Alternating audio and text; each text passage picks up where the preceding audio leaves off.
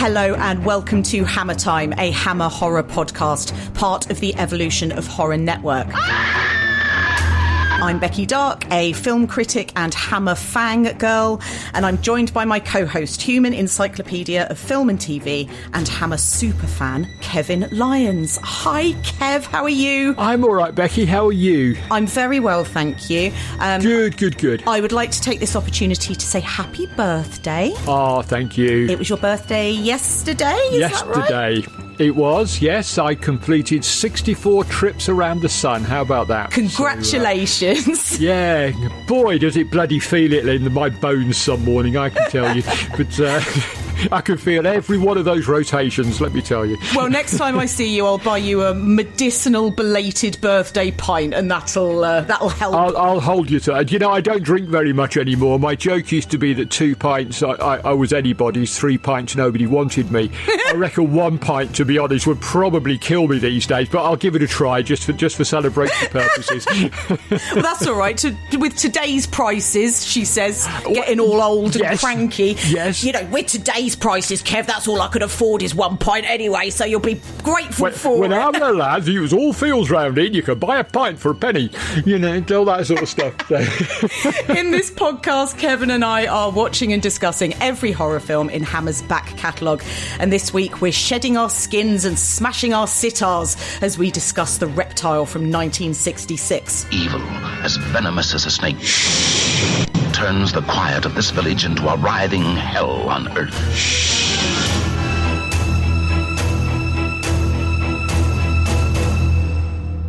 Our Hammer Time discussions are all spoilerific, and we go into plot details and chat about the endings of the films.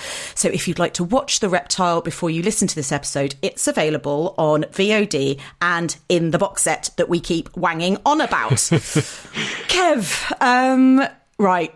The Reptile is one of those Hammer monsters that even before I necessarily knew she was a Hammer monster, I was kind of familiar with, you know, that visage of the Reptile herself. I feel like has been something that I've been aware of for such a long time.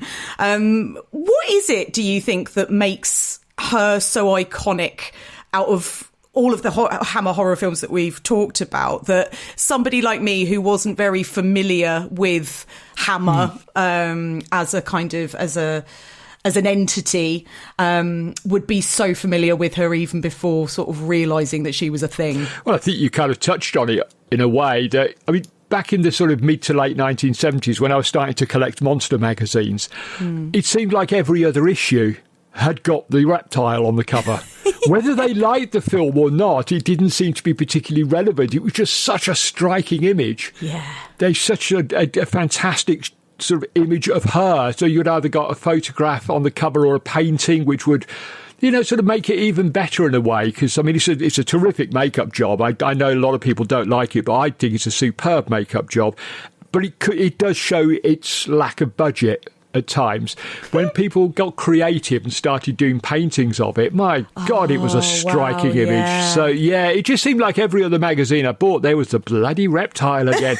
And I was always so annoyed because I hadn't seen it and it wasn't showing up on TV around the time I was buying these magazines. So, thankfully, when I did catch up with it, it lived up to all the expectations, which is good. But, yeah. That's so interesting. So some people aren't keen on the makeup. I'm really surprised by that. I know. We'll talk more about it later on, but I think the way they handle the makeup in the film is actually quite well done. I think sometimes it looks worse in stills. Okay, that's interesting, yeah. Because you can sort of sit there at your computer monitor and pick it apart and say, yeah, that doesn't quite work. Look, it doesn't, you know, that bit doesn't fit, whatever. Are both her eyes pointing in the same direction? That's right, yeah, exactly. But when you see it in the film, we'll expand on this, I'm sure, that the way they deal with her is really, really good. So you don't have time to think about, yeah, okay, that's quite a cheap makeup. I think for the money that they have and the time they had to do it, it was extraordinary, really ambitious, and I think they pull it off beautifully. Yeah, ambitious is the perfect word.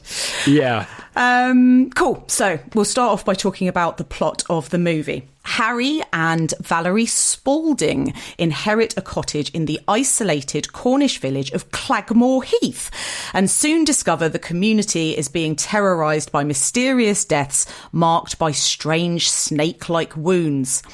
Their hostile neighbour, the domineering Dr. Franklin, keeps his daughter Anna under cruel control. And as more victims fall, including the local eccentric who has tried to warn them, the Spaldings uncover the truth.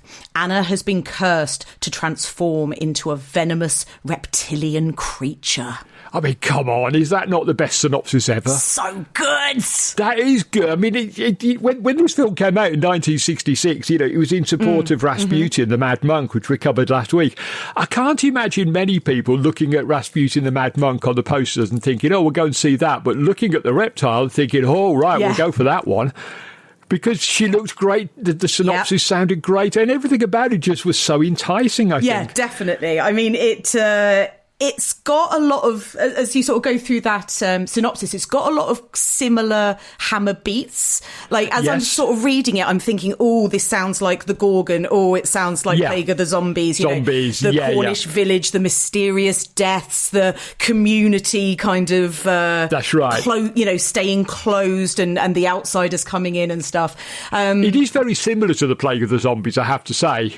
It is. You've got these two outsiders arriving in a Cornish village, interacting with the local doctor, and then, there's people are dying of some unspecified illness. But it kind of didn't matter in a way, because, again, back in 1966, by the time you saw this double bill, having seen Dracula, Prince of Darkness and Plague of the Zombies, you'd probably forgotten most of the plot details. Right.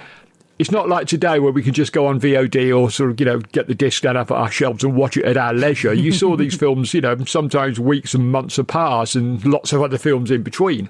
So they could get away with it back then. It's only because we're all being nerdy these days and watching these films obsessively over and over again. These things start to stand out a little bit. Well, actually, you've touched on something there, Kev, which I was going to raise anyway. And as we're going to go into, what we both think of this film, I didn't love The Reptile as much as I thought I was going to. Right. Okay. I think that there are a couple of reasons for that. But I think the main one, which is what comes back to exactly what you were just talking about, is that I think for me, this is the first film that has really suffered from the way that we're doing this podcast. Right? Yeah.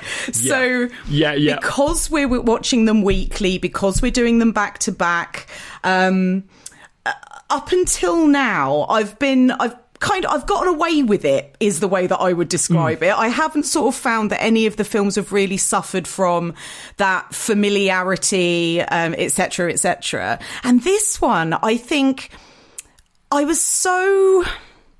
firstly, I was really excited for it and people had told me I was going to love it. And so expectations were maybe a little bit heightened. But also, I think the sequence, I think I could have maybe done with, if I'd just picked this up on Turner Classic Movies or something like that. Yeah. I think I would have loved it way more. But I have to say, it's slightly suffered from the proximity in which I've watched it to some of the other films we've been watching recently. And I think that's a shame. So I will definitely rewatch it at a later date when I've got a bit more distance and see if I get more out of it. You make a good point because, when you're doing podcasts or blogs or magazine articles or whatever, we're not watching the films the way they were intended to be watched. No, exactly. They weren't expecting you to watch this film 2 weeks after Plague of the Zombies. No. They were expecting you to go off and have a life and do other things, and so watch the latest James Bond film or something in between, and sort of as a palate cleanser. More fool them, Kev, because I don't have a life. So there. Exactly. Who needs a life? People keep telling me about these lives and things, and I don't understand it. I just think, what's the point? There's thousands of films I haven't seen. Why would I want to go out? Ugh, horrible. All I have is horror podcasting. Nothing wrong with that. I can't see a problem with that at all, to be be honest. Oh no, as lives go, I'm doing okay. I'm doing But all you know right. what I mean? We weren't meant to watch the films like this in this way. No. We weren't meant to watch them. When I was first getting into them as a sort of teenager and 20-something, we were watching them in whatever order the BBC and ITV deigned to show them to us. We didn't even have Channel 4 when I started watching. These are our, for American viewers, these are our very paltry TV pickings from the past when we, I had 3 channels, You're so right. You might kind of do, I don't know, you might catch them Dracula, Prince of Darkness, X the Unknown, yes. Blood from the Mummy's Tomb, The Reptile, kind of like that. So it's going to be much more kind of... And we were just thankful that they were on. They were just thankful that we could see them. So we were sort of like... And of course, then we started videoing them, and then the nerd gene kicks in. You think, oh, what if I watch all the Dracula films one after the other? What if I watch all the Hammer films one after the other in the order they were released? That kind of madness, And so it's in some ways we do them a disservice, but it's kind of, I don't know what other way to deal with that, to be honest. But do come back to the Reptile in future, because I wonder if your opinion will change. Maybe we could do that at the very, very end when we finish this in about 6 months' time. Maybe if you watched it again just before we do our last episode. That's a good idea. And then we can sort of have a look and see how you think then, how you feel about it at that point. That is a good idea. Yeah. And also, this is not to say I don't like The Reptile. Oh, of course. There is so much to like about this film. Yeah. I think that all I'm saying is I think mixed with quite high expectations and with just, it being a slight consequence, I would say, of the way we're watching these. It was just, as I say, the first one that I kind of noticed that with, where I was like, oh, I'm not sure I'm loving this as much as I should do. In a way, it's a kind of a philosophical problem that we have if you review films. I always try to make it that I watch a film at least twice before I review it. For example, I saw Backrooms recently, which I quite liked, but with some reservations. I need to see it again to put those reservations into context. Absolutely right. Before I commit myself to a review of it, because you could have watched The Reptile and been having a really shitty day. Oh, yeah, very possibly. I just think, oh my God, that's the worst film I've done this. I've watched films and thought that's the worst film I've ever seen.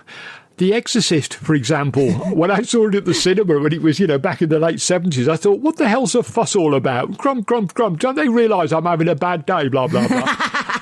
I then watched it years later on video and thought, what the hell was wrong with you, Lyons? This is brilliant. This is the best horror film ever made. My example of this is always The Descent. Right. Which was also a victim of heightened expectations, because I'd loved Dog Soldiers. So Neil Marshall, the director, I'd loved Dog Soldiers so much. It was like my perfect film at the time. I loved it. Yeah. And then obviously he follows it up with The Descent.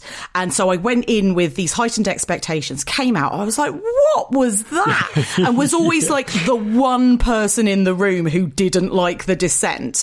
And then I rewatched it years later. I've now, by the way, seen it about 20 times. But I watched it years later and was almost sort of flagellating myself, like, what the hell is wrong with you? This film is a masterpiece. Well, that's the thing. Look, it's okay to change your mind about films. Yes. About music, about books, about anything, really. It's I always distrust people who say, oh, no, I've got my opinions and I'm never going to change them. Okay, but you'll be stuck like that till you get to be as old and knackered as I am, and who wants that to be? Over time, my life experiences have changed my views of films. God, we're wandering off on a tangent here, but I think this is kind of interesting. I know, I'm sorry. I think it's interesting. This. I think it's interesting. So, give films a second chance, I always say. Sometimes a third chance.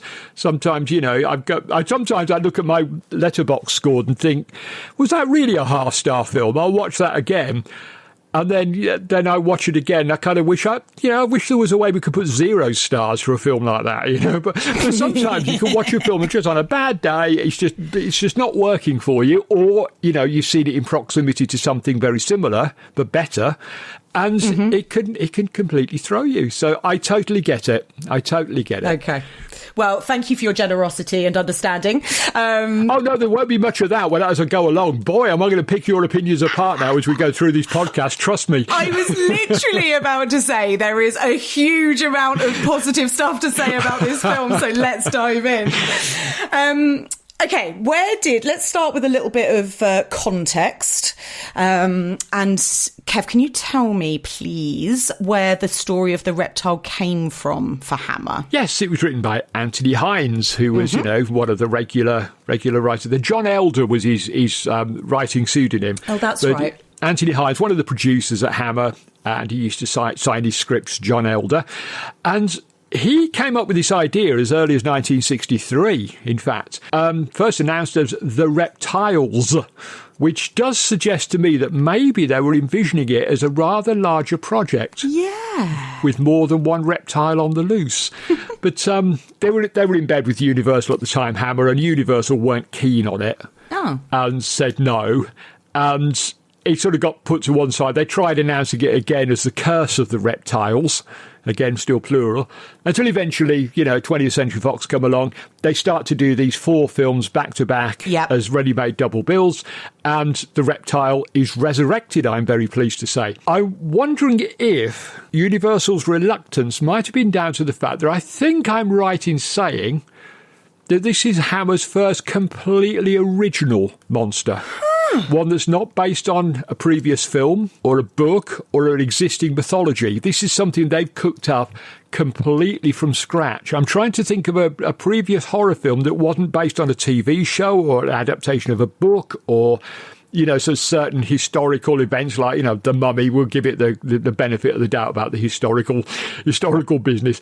But I wonder if they didn't like it because it was like, well, we've got nothing to hang on this film. We can't sell it because, everybody knows the book Dracula. Everybody knows the book Frankenstein. Everybody in Britain had heard of Quatermass. Well, how do we sell this? This is just, another monster. Mm-hmm. You've made this one up. Like the others aren't made up, but, Yeah. I wonder if the reason that all of the publicity had the reptile, that face kind of plastered all over it the whole time, was because of that. You you had to hook the audience in with something because you're not going to get them with the name, right? Exactly. A lot of it's going to have to hinge on the imagery. That's right. Dracula, Prince of Darkness was going to bring them in because it was Dracula and it's Christopher Lee and it was Hammer doing Dracula with Christopher Lee. So, of course, it was going to bring people in. And, so Rasputin was going to bring people in. Plague of the Zombies, he got the Z word in there even before they became, the zombies we know today. It was a big word. The Reptile, I mean, what? It's a killer salamander or something? People were probably thinking back to those really dreadful sort of B-movies from the 50s about sort of optically enlarged lizards on the rampage around America, frightening teenagers who just want to go down the local shed and put a record on and dance all night or whatever. So, but yes, it was a harder sell, I think. And I think Universal possibly thought, well, can't we go with something that people recognise? I think, I get it. Let's do Phantom of the Opera, or let's do, Sherlock Holmes, or, But that said, they were making the psychological horror films, and they were completely, well, some of them were based on books, but they were, they weren't big name things to sell to the public. But I think when it came to monsters, Universal in particular, because of their history, their reputation, they wanted a recognisable monster. The Reptile wasn't it. Yeah, that makes sense. What it also is, and it's quite interesting, I think, is it's the second wholly autonomous female monster after the Gorgon. Yes. If we overlook, say, the Nanny and Mrs. Trefoil, people like that, who are human monsters, but this is the second autonomous female monster. Yeah. All the other ones, the vampires had been victims. They've been created by men. Mm-hmm. The Gorgon and the Reptile, the Reptile is kind of created by man, but she's acting autonomously. Well, and also the Gorgon was created by man, really. Yeah. Again, but you know what I mean? They're sort of... I know exactly. They're acting under their own steam. They are what they are. Isn't it interesting that they're both kind of serpenty as well? Well, it's that Adam and Eve thing, isn't it? It's, so we all know what Eve did and sort of, listening to that bloody snake, and look where we are today, women telling us how to do things and trying to sort of have opinions and telling me that the reptile's not that good. I don't know. Telling you that salamanders are actually amphibians. Do you see what I mean? Bloody Eve and that snake and that bleeding apple. This is where you get, isn't it? I don't know. So The Reptile was directed by John Gilling in the same year as Plague of the Zombies, obviously. Well, pretty much the same month. I mean, they were Right. He came off one onto the other, so yeah. And that's why you get a lot of the same cast coming back and a lot of the same crew are coming back. You know, while they were shooting Dracula and Rasputin on one set, they were shooting these two films just across the lot. Yeah. On a different set. Yeah. So, well, not quite, but you know what I mean. They were certainly working very close to each other. Yeah. How do you think that Gilling's kind of direction works in The Reptile? Like, it's pacing and it's set pieces. You know, we often talk about kind of, the big set pieces that really stand out. Like, does The Reptile kind of have those sorts of standout moments for you? Well, this is where I have to join you when you say, the proximity to Plague of the Zombies counts against The Reptile, because I think it's not as good as Plague of the Zombies, which is not damning it in any way, shape or form, because Plague of the Zombies was so bloody good. I mean, we described that as pretty much the perfect Hammer film. So. Perfect Hammer film, yes. I mean, how could anything match Plague of the Zombies? Tough act to follow. Tough act to follow. So it's not as good as that. And there aren't the big bang set pieces. You don't get anything like, the cackling zombie at the mine head or, sort of the dream sequence or anything like that. You do get some really nice moments and some good shocks in this. There's some good jumps, some good jump scares. So I think overall he does okay. I just think, like you say, the expectation when you set this alongside Plague of the Zombies, the expectation is that it's going to be Plague of the Zombies 2. And it isn't. It's his own thing, doing its own thing. What I do like about both of the films is that they're shot on, the same sets and, in the same style as a Hammer film, but they've got a different feel to them, which I find hard to kind of put my finger on, but they do feel like they're obviously not the work of Terence Fisher, for example. Yeah, I agree with that very much. They're very much their own films made by a singular vision director who is at the top of his game with these two films, I think. Yeah, I really like that you can feel John Gilling's sort of fingerprints on it. It doesn't feel like he's just, I don't know, shooting the Hammer playbook, if that makes sense. Well, in fairness, I think, I've just said all that, but I think when you look at a lot of the films made by people who weren't Terence Fisher, nobody seems to be trying consciously to copy Fisher. They knew that there were certain things that had to be done. There was a certain gothic feel and look that had to be done. But I never got the impression that was the directors trying to ape Terence Fisher. I just got that was the house style. Of course. And each director brings their own personality to a project, for good or for bad. Sometimes it didn't work, sometimes it did. More often it worked than it didn't. But yeah, I think he definitely brings his own personality here. I think it's just unfortunate that he'd made such a damn good film to go alongside it. It's just, how do you top that? There's definitely something I like that both of these films and John Gilling's style sort of, they do feel a bit more grounded when we're talking about, the Gothics, capital T, capital G. It does feel different to Terence Fisher's, which obviously we've spoken about it so many times, that kind of fairy tale feel to them. Yeah.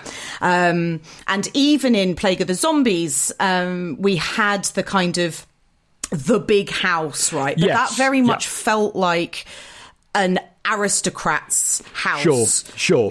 An earthly aristocrat's house rather than, a big Bavarian castle or whatever with, a vampire living in it.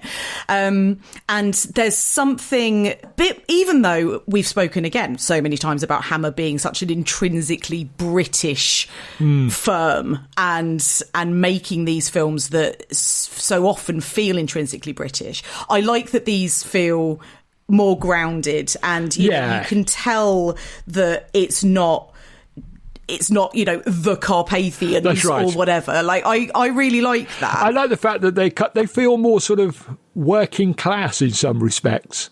That you've got a lot of working class characters in this film. We're going to talk about one of them in particular because the actor playing him is a hero of ours, and he is a very working class, very down to earth guy, and I like that sort of contrast between those characters, they sort of, hard-working, ordinary people, and the slightly less effective posh people in these two films. I think, it is actually the sort of the less well-off people that do better in Plague of the Zombies and The Reptile.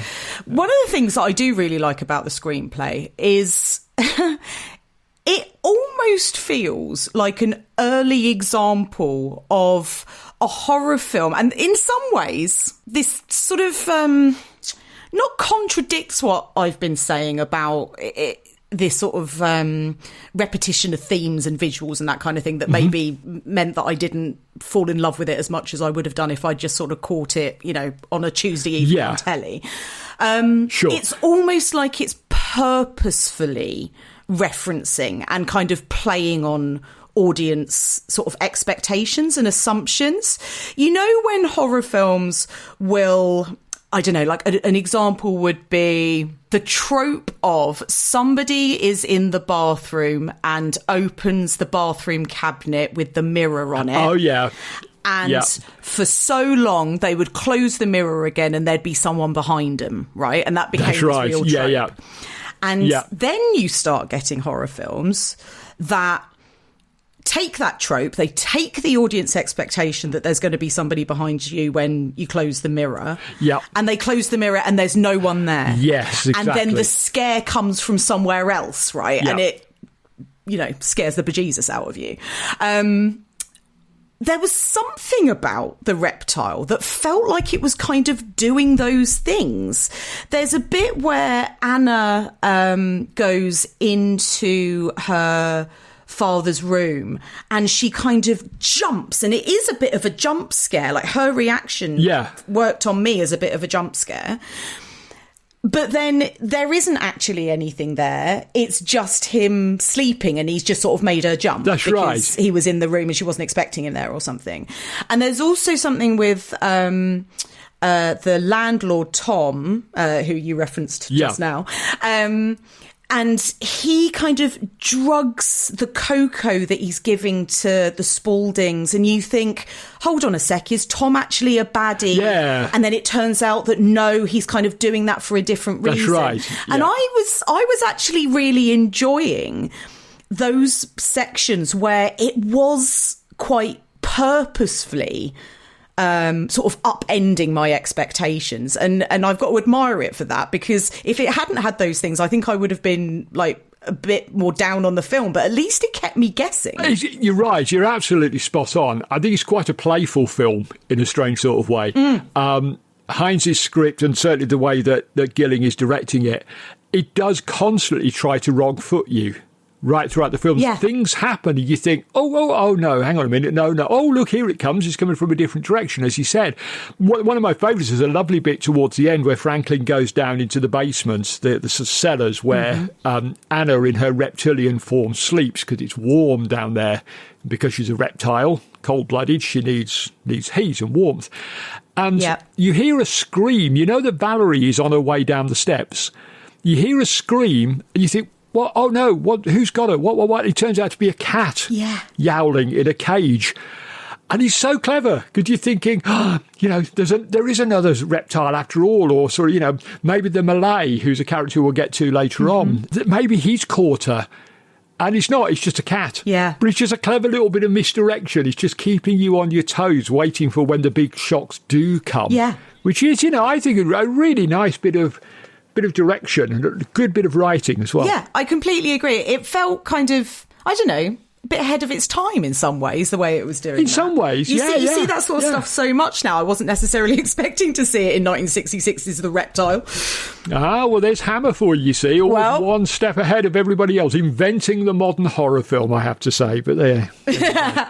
Okay, let's talk about some of our cast of characters.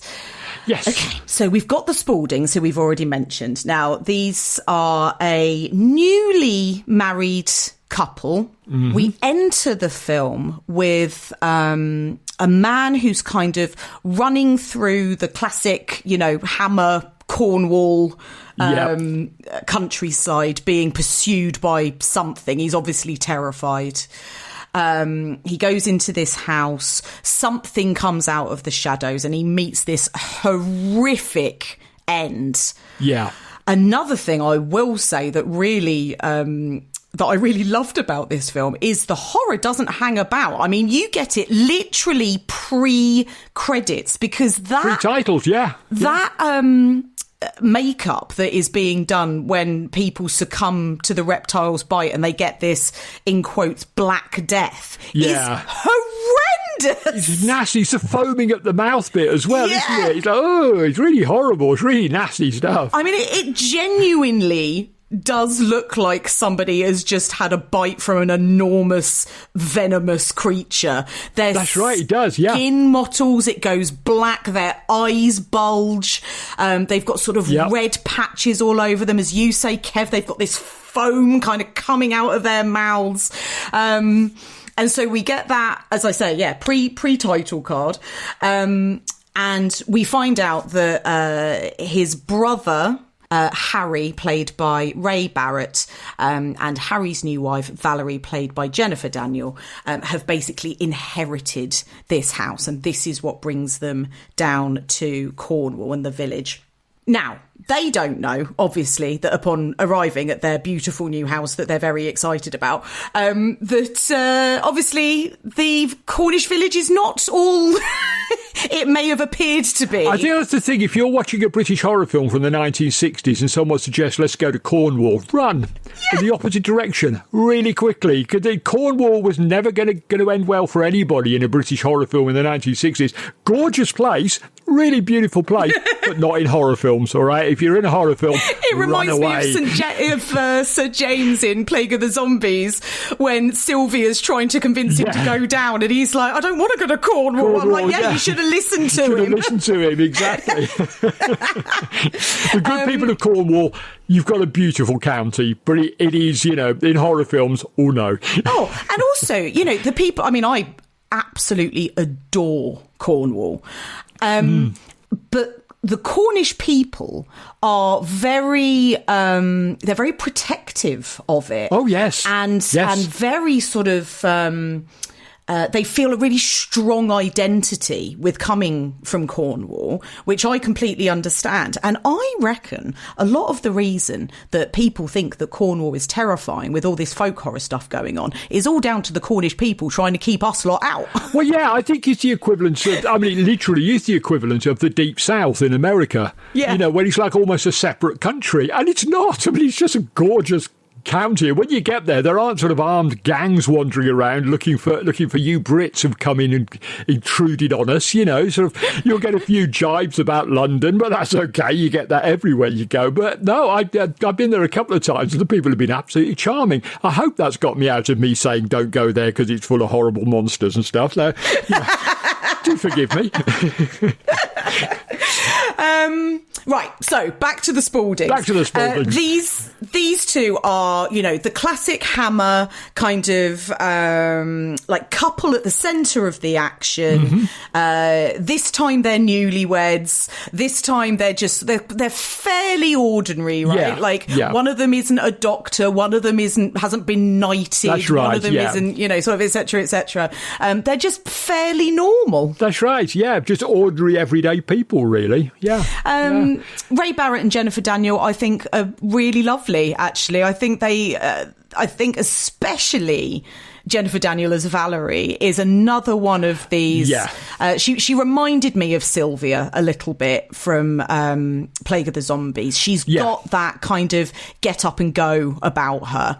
And, she's very much not just, I don't know, the homebody or the wife. She is, but she's got a bit more about her. And I really like Jennifer Daniel's performance. I thought she was fab. I do like them both in it. I think that, the problem with the Hammer films, particularly this era, is that the younger leads tend to draw the short straw. Yeah, they're basically the Doctor's companions from that programme that I promised myself I wouldn't mention anymore. But they are the ones that do all the heavy lifting and the running around and all the rest of it, while you know, the older people tend to save the day. But I think they're very good. My only thought was that when I was watching it last night, I was thinking, oh, wouldn't it have been good if they'd got Francis Matthews from Dracula, Prince of Darkness and Diane Clare from Plague of the Zombies to play these two? It would have been. Which is unfair. It's unfair on Ray Barrett and Jennifer Daniel, because I think they do a very good job. You're absolutely right about Valerie. She's terrific. I love the fact that Valerie triggers a rabbit trap and throws it into a pond, which signals her relationship with animals. Yes, fairly early on, because that becomes a thing. Bit. As a personal lover of bunny rabbits, I was you go, Valerie. The way she just sort of prods it with a stick and goes cruel when she just sort of prods it with a stick and triggers it so it can't hurt, and then throws it in the pond, you know. And I like the fact that she spends a lot of the early part of the film pleading with Harry not to be left alone. Mm-hmm. She's feeling very nervous in this new place, even before the horror has really sort of revealed itself to her. And understandably so. But I love the way at the end she gets really brave. Yeah. You know, sort of, poor old Harry's been bitten, and so he's laid up in bed. He hasn't succumbed to the Black Death yet, and he's going to be okay. He's going to be okay, but he can't do much to save the day. So Valerie goes off on her own, overcomes her own fears, looking for Anna, because she still thinks Anna is human at this point, you know. So I love the fact that she overcomes that initial fear. I like her a great deal as a character. She's a cut above, although again she kind of draws the short straw a little bit. Yeah, but I completely agree with what you're saying, and actually the writing of it is really nice that they decide to lay Harry up. Yeah. Because then it does sort of fall to Valerie and Tom. But to kind of Tom's quite reluctant. He doesn't want to get involved at first. It's Valerie that's sort of showing the spine all the way through. She overcomes her fears very quickly. Yeah. And at the end, she's definitely the heroine of the piece. Yeah. 100%. Yeah, she's great. And then, of course, we get Jacqueline Pearce as Anna Franklin. Jacqueline Pearce. You spoke when we were talking about Plague of the Zombies about how much you admire Jacqueline Pearce. Obviously, Blake 7, which I still haven't had a chance to check out yet, but it's on the list. Oh, come on, sort your life out. Marvellous. Honestly, it's camper than a row of tents, but it is so brilliantly done. And Jacqueline Pearce knew that it was camp. She knew that it was a bit absurd, and she buys right into it. And that's what makes Servalan so wonderful. And here, oh my God, does she look amazing in that sari? Incredible. To be fair, she's clearly not playing that sitar. You know, if you've played any stringed instrument in the world, you do sit through that scene thinking, oh, bloody hell, could they just not have got a sitar player in just to do the hand bits at least? But she looks incredible in the sari. She looks absolutely amazing. I don't know that she ever looked as good as this. She's a beautiful woman, but did she ever look quite as good as she does in that scene when she's wearing the sari? There's something also about the fact that she wears her hair down all the way through this film. Yeah. You know, with the sort of period that this is set in. And we talk a lot about the kind of hair and makeup, especially on the women, because the hairstylists that work for Hammer do the beautiful jobs on these updos for the actresses, and as usual, Valerie has very much got her hair in kind of the style of the time, all sort of piled on top of her head. Yes, yeah. And Anna is very much presented as this much more kind of free spirit. That's right. At least internally, because of course she has that. There's that tension between, I think, who she is presented as a person, somebody who is desperate for kind of human connection. Yep. You know, she immediately tries to befriend Harry and Valerie, inviting them up for dinner, that kind of thing. But she is so under the cosh by Dr. Franklin, because obviously he knows about this curse. Do you think, Kev, that Anna knows she's the reptile? I've often wondered this, and I can't work it out. Is she aware of what she is? I'm not 100% sure that she seems more terrified of her father than of the reptile. Yeah, it's almost like she can't understand why he's acting the way he acts, right? Yeah. I mean, he's very overpowering. We'll talk about it more in a moment, but he's very overpowering, but he's doing it for what he thinks is a perfectly good reason. Right. We might question, does he go too far? But he seems to be doing it out of a genuine concern, at least initially, for Anna and the villagers. But she doesn't understand that. Yeah. And that makes me wonder, does she even know? I mean, that's really quite tragic, isn't it? That really she doesn't know what she's doing, you know? Because she doesn't try to scare people away from the house. No. Knowing that she's going to turn into the reptile. She's actively inviting people in because she's terrified of her father. Yeah, exactly. It's not like she's actively inviting people in because, you know, they're going to be dinner. That's right. It's because she, as I say, she's sort of craving basically anything outside of her own four walls. Exactly. Yeah, she's a really tragic figure, Anna. Really tragic figure. And Jacqueline Pearce had that incredible way with her eyes of making the characters look irredeemably sad. There's a real melancholy in her performance. You know, even something as it should be joyous, like playing the sitar and entertaining your guests. She's clearly not wanting to do that. She's clearly terrified, and she smashes up the sitar in the end. He's sort of a burst of, I don't know, frustration and anger. He smashes it, doesn't he? He does. You're right. It's like she wasn't that bad, Dr. Franklin. Come to think of it, actually, I think he smashes it up because she's enjoying herself a bit too much. Right. I take back what I just said. You said about being the free spirit. I think we see that coming out during the sitar playing. And it's also an act of rebellion against her father. That's exactly what I was going to say, Kev. There is the way she's looking at him. It's a defiance, isn't it? It is. But I don't think that's because, you know, it's the reptile in her saying, leave me alone, I want to go out and kill people. I don't think she does know that she's a reptile. I think she's just doing that because that's Anna. That's Anna rebelling against. I think I agree with that. And this idea of it really reminded me of, you know, when you're like a little kid and your parents have got, you know, some friends round or the grandparents round, and they're like, come and, you know, read them your poem that you wrote in English class. Oh, yeah. As like a 6-year-old, and you're absolutely mortified and you really don't want to do it. That's kind of what it feels like to me with Anna and the sitar, because she's not allowed to dinner because she's being punished. Yep. Right? But then he calls her down to, like, entertain the guests, and I feel like she's like, all right, yeah, you want me to entertain them, I'll entertain them, but I'm kind of going to entertain myself at the same time. Yeah, it's Dr. Franklin really trying to preserve this veneer of everything is all right and normal. Yeah And she's not having any of that. You know, he's trying to sort of impress the newcomers to the village and say, look, aren't we a normal family?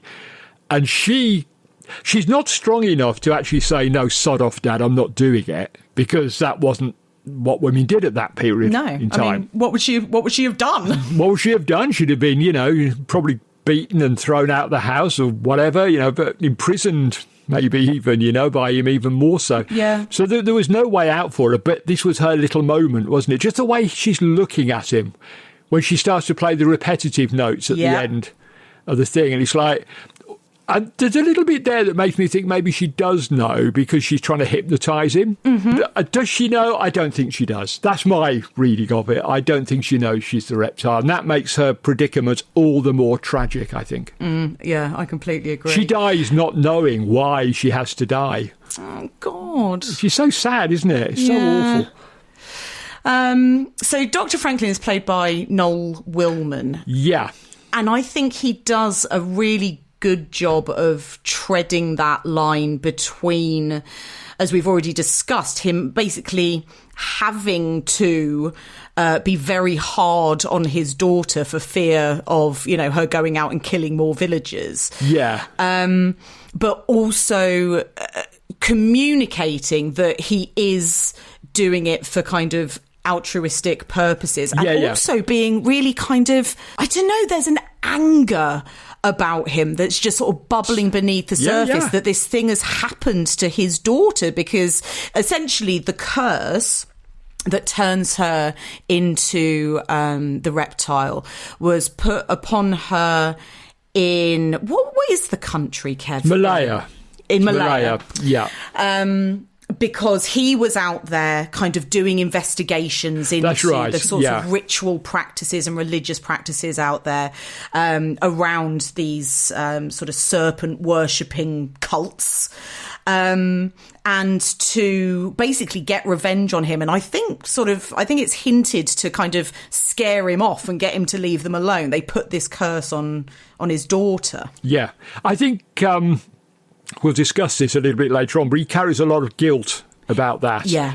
It's sort of almost another classic horror movie trope, isn't it? That, the white man who goes and interferes with another culture and lives long enough to pay the cost. He unfortunately, Anna does as well. It's the sins of the father, isn't it, being visited upon the children.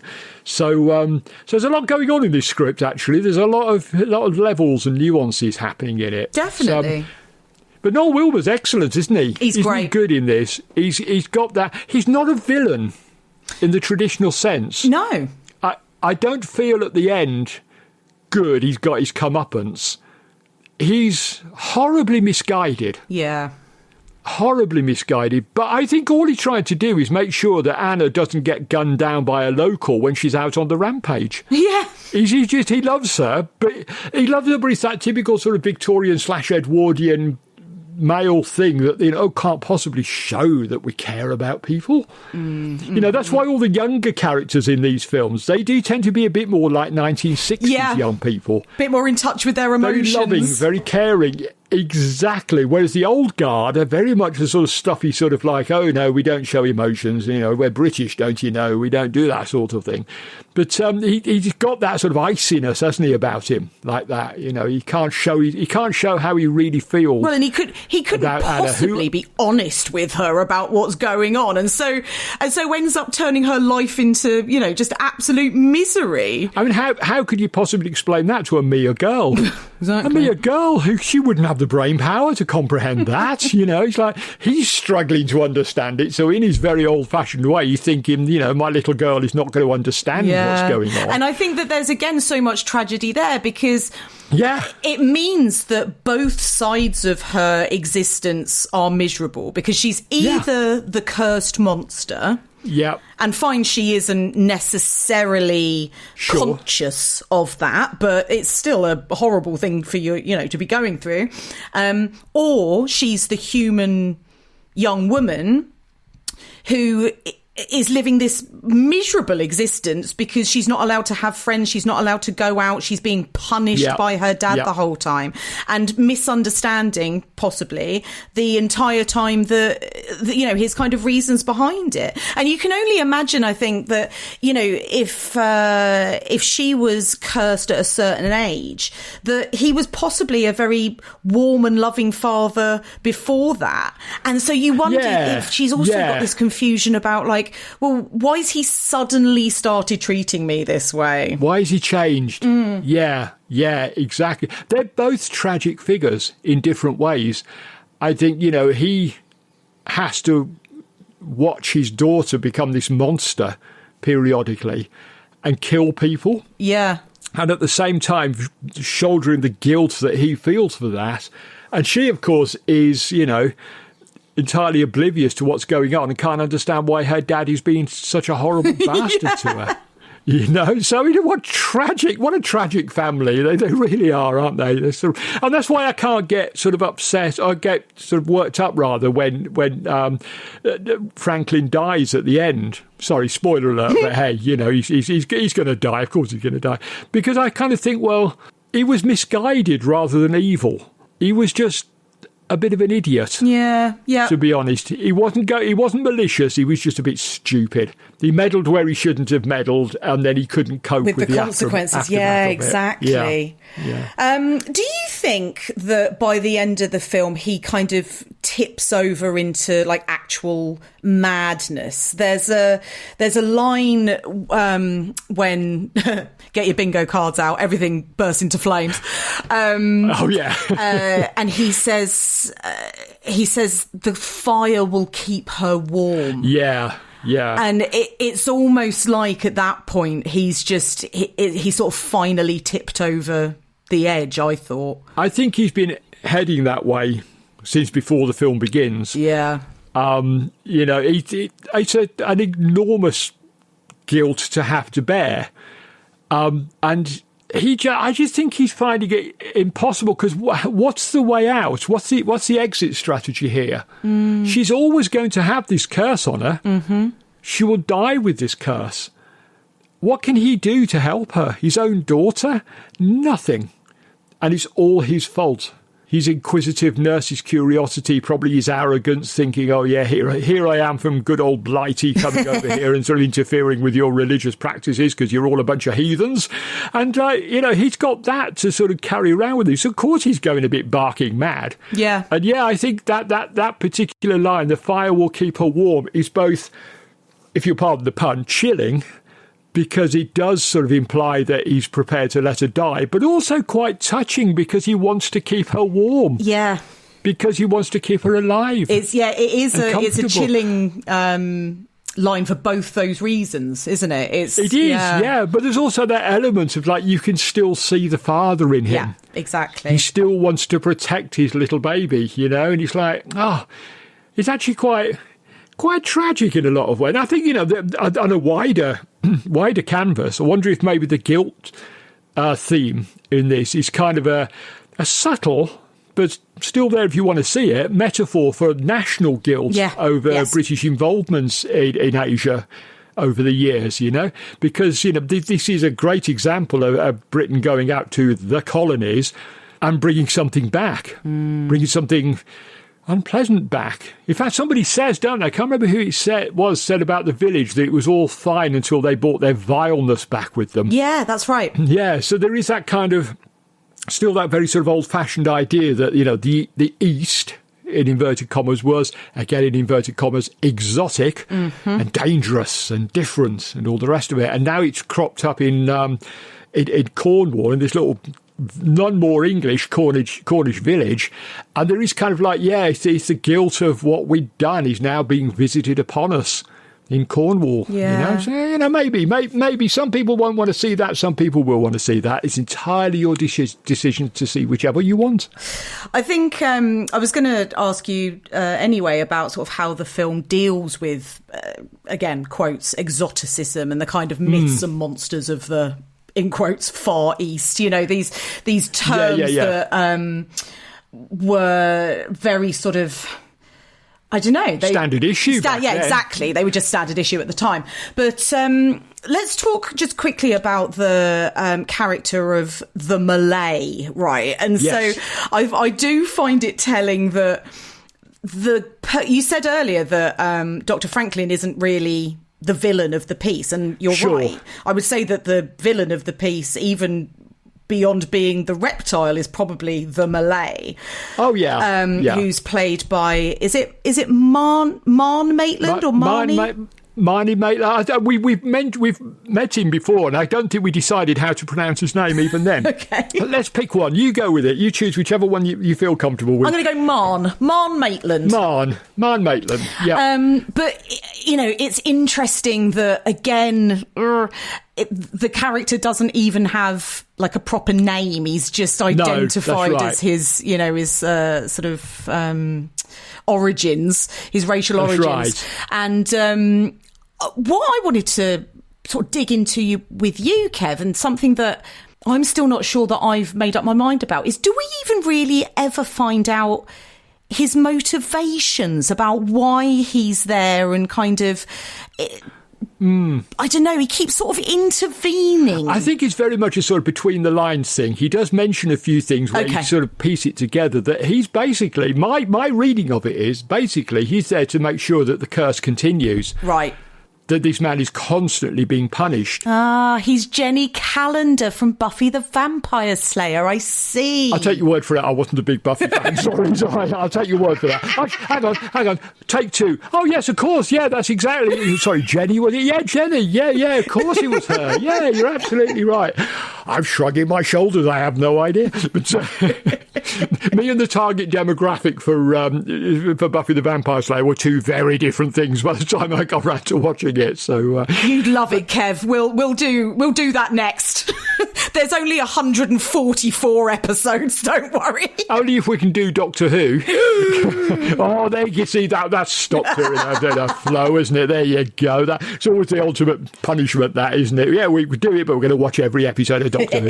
Anyway, back at the Reptile. Yeah, I think he's there. He's a priest, isn't he, in the cult, is my understanding of it. And I think he's there just to make sure that that Franklin really understands how pissed off they are with him. Right. They are seriously annoyed that this white interloper has come in and tried to take the secrets of their cult and try to interfere with their ways. And it's like the ultimate punishment. We're going to curse we're not going to curse you. Right. We're going to curse your daughter, so you've got to stay and watch her suffer, and I'm coming with you to make absolutely certain you don't have a way out. And, I think, at the end, I think, sort of Franklin has set his mind to killing Anna as a way to end all this. His madness has taken over him. And in fact, I get the impression that Malay is actually trying to save Anna because he wants her to carry on suffering. Right. Oh, yeah, exactly. It's like if Franklin does end it, even in that in that very ultimate and very tragic way.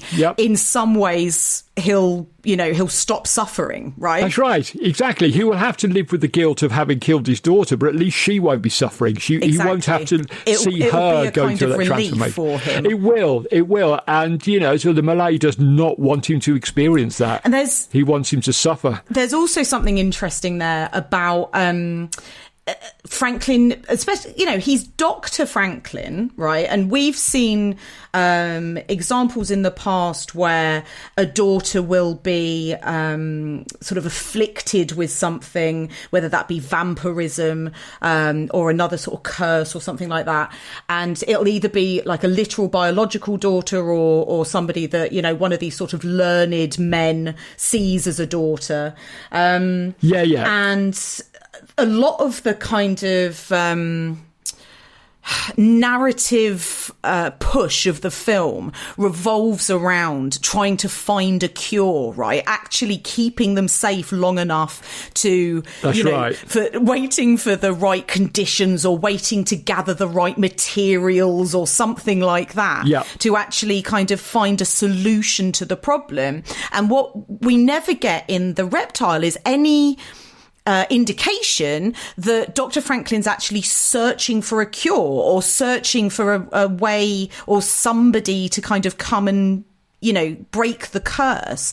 And maybe the Malay's presence is a reason for that, right? He's kind of stopping him from looking for a cure. Well, in fairness, when Ray goes to him for help, he actually says quite explicitly, I'm a doctor of philosophy. I can't help, which makes it more tragic because, yes, he's a doctor, he's a clever guy, but he's the wrong kind of doctor.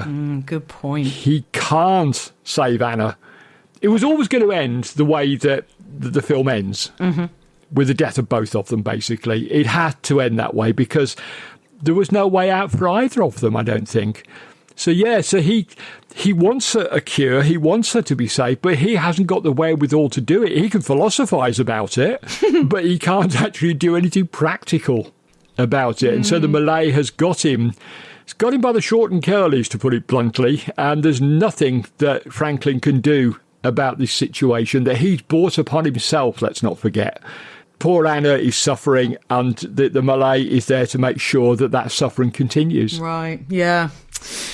Okay, come on. Let's talk about Michael Ripper. Michael Ripper? Michael Good God. Ripper has suddenly become, like, Hammer's leading man. Yeah. And I am here for it. Absolutely. He gets a really meaty role here, doesn't he? He's playing the cop or the Van Helsing character. He's doing all the legwork. He's doing the investigative stuff. And it's a terrific performance. I mean, we're going to run out of superlatives for Peter Cushing, Christopher Lee and Michael Ripper as we go along, because it is just another brilliant Michael Ripper performance. Given that chance to shine, up front and at the centre of the action, he really, really goes for it, doesn't he? He really gives a superb performance. Understated performance. I like the fact that there's nothing histrionic about Tom. He's just a former sailor who has retired to this little village, has seen too much, who knows too much, and he's trying to he's wrestling with his own conscience for part of the film. Because at first he refuses to help the couple when they start to suspect what's going on. Yeah, because I think the impression that I got is he's just, because he's a former sailor. There is some really lovely exchanges between him and Harry about how they've both, as you say, they've both seen a lot, they've both travelled the world, they've both encountered other cultures, and so they do seem to have at least an understanding that there might be something beyond kind of Western understandings of these things. But also now he's the innkeeper. And so there's almost a practical reasoning behind him not wanting to help, which is, well, I've got a business to run. That's and, right. I just don't want to get mixed up in this sort of trouble, Well, there is a lovely little bit early on, isn't it, when he's talking to Harry, and I realise I've just called Harry Ray, which of course is the name of the actor. So don't come up with that one. I know I did it. There you go. Old age, I knew who you meant. You knew who I meant, exactly. But there's a lovely bit between Harry and Tom, and they're in the pub, and everybody walks out when the outsider arrives. Yes. Because, it's proper sort of American werewolf moments, isn't it? The pub goes quiet when the stranger walks in. This lot actually get up and leave. And Tom says to Harry something like, you might as well have a drink with me. I might as well make some money today. Right, yeah. And he's very sort of sanguine about it. He's not at all sort of angry with him that he's caused these. He's kind of sort of resigned to the fact that these villagers are very superstitious and frightened. It's like, there you go, another bad day. Come and have a drink with me, so at least I make a bit of money today, And it's a lovely performance by Michael Ripper. I think Tom is one of the most likeable characters we've seen in any Hammer film, I think. I would happily go to Tom's pub any night of the week. Oh, yeah. And even with my lack of drinking these days and getting drunk at just the smell of a cider these days, I would still go in there and get hammered every night just to be around Tom, because he just seems like, I bet he's got like a million great stories. Oh, God, yeah.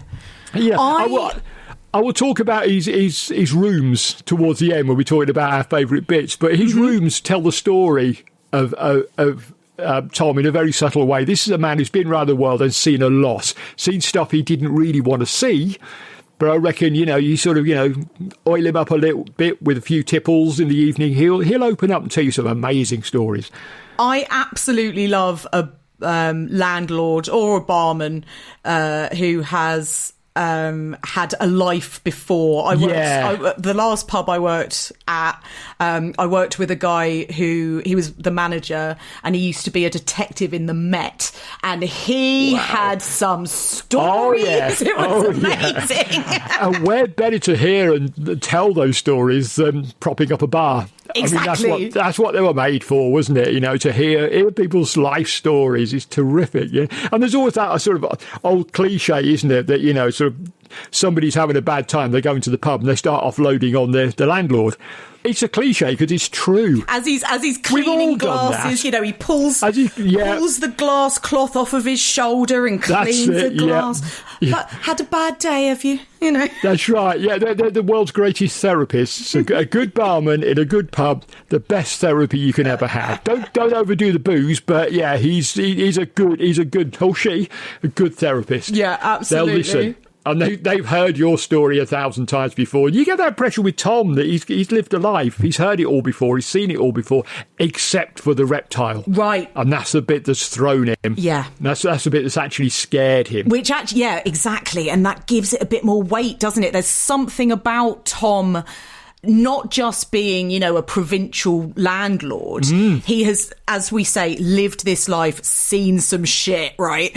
And, so the fact now that he is so reluctant to get involved, you think, oh my God, this thing must be really bad. You can imagine Tom as a younger man, as a younger sailor, setting off around the world. A girl in every port, a fist fight in every other port. You know, he would have been a proper lad when he was younger, I suspect, with Tom. And as he's grown older, he's become more mellow. And now in his later years, he's confronted the single most horrific thing he's ever seen on his travels right there on his doorstep. Yeah. And I think, you know, like Michael Ripper sells that beautifully. I mean, there's a kind of a... he puts across the fear without gibbering. Yes. You know, he doesn't turn into a sort of manic wreck. There's just kind of an aura of fear poking through that lovely, calm exterior. I love it. What a performance. I love it. What a performance. He's incredible. If nothing else, watch this film just for that performance, if for nothing else, because it is really quite something. It is. It's great. I love him so much. You said when we first started this podcast that I would come to know and love Michael Ripper, and you were right on both counts. Oh, yeah. Yeah, of course. I think it was Christopher Lee that said he really was the heart and soul of Hammer. And absolutely right. You know, we have seen Hammer films without him in, but when he's in them, they're just that little tiny bit better. Yeah. Just that bit better. Very rarely without some sort of weird stuff stuck to his face, though. You know, we've seen him, we've seen him with enormous eyebrows. We've seen him with fake noses. We've seen him with God knows what. In this one, he has got... the oddest beard. He looks like a member of System of a Down in this one. He does, doesn't he? He's got such a weird shaped beard. Some wag on the Hammer Lovers Facebook group, forgive me, I can't remember which one you were. He might be even sort of like one of the people I know really well, like Jonathan or Matt or something like that. But one of them posted a picture of him standing next to John Laurie as Mad Peter. Mad Peter has got the huge sideburns. Yeah. And Tom has got this sort of slightly sort of sawn off beard. And the caption to the picture just said John Laurie and Michael Ripper sharing a beard. You know, because they both got part of it, you know, because Hammer didn't have the budget. We've only got the one beard. You know? That's amazing. That is the best observation. It is terrific, isn't it? They're sharing a beard, which is really good. Really good. Also, Mad Peter. Oh, what an incredible name for a character. It's terrific. I'm going to do another reference here, Kev, that is going to be a bit of a deep cut. You're definitely not going to get it. I don't know if many of the listeners are going to, but it just reminds me of Fat Amy from Pitch Perfect. It's like, you call yourself Mad Peter. But doesn't he say at one point that something like he just sort of says it just to go along with the locals or something? He actually knows a lot of stuff. He's very observant. Yeah. He knows what's going on in the village. And I think he likes to present himself as Mad Peter because it makes him kind of harmless in a way. You know, he's like, people aren't going to bother him because he's Mad Peter. And he's brilliantly played by John Laurie. Again, I know there are some people who say he's a bit out of place here because he's a bit larger than life. Good. But I like that. You need a little bit of comedy. No, I like him. And this isn't super broad comedy, but he's so good in it. And of course, you know, we were going to see him in 2 or 3 years' time in one of the greatest comic performances ever seen in this country, where he plays Private Fraser in Dad's Army. You know, he was always one of my favourite characters, even as a kid. We're doomed. You know, I always absolutely loved Private Fraser. But this is also a guy. Let's be clear about this. This is a guy who'd worked for Alfred Hitchcock.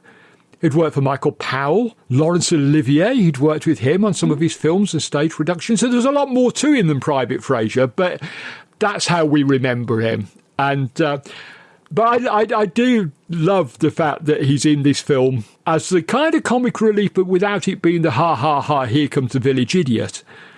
The comedy for me comes from the fact that he knows he's not mad. Right, and I kind of love that because there's almost something about Mad Peter that is like a proto-Crazy Ralph, right? That's right, yeah. Because he he is doing that kind of Crazy Ralph from Friday the 13th kind of role of the doom-laden kind of warning for the new people coming in and just about to kind of encounter this great monster, blah, blah, blah, blah, blah.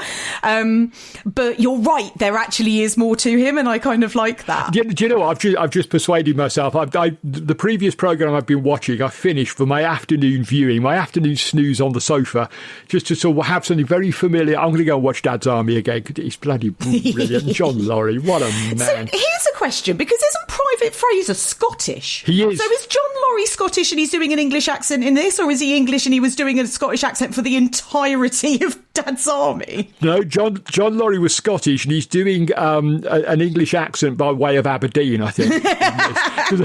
Occasionally it slips through. He's kind of, it's not the full-on Private Fraser, which is a bit of a sort of comedy. It is, yeah. Scottish accent, it's accentuated, isn't it? He's very put on. It is, yeah. But I think you can definitely hear the Scot in him here, although I think he tries to hide it a little bit, because otherwise people are going to be saying, well, what's a Scotsman doing in Cornwall? You couldn't get any further away and still be in Britain.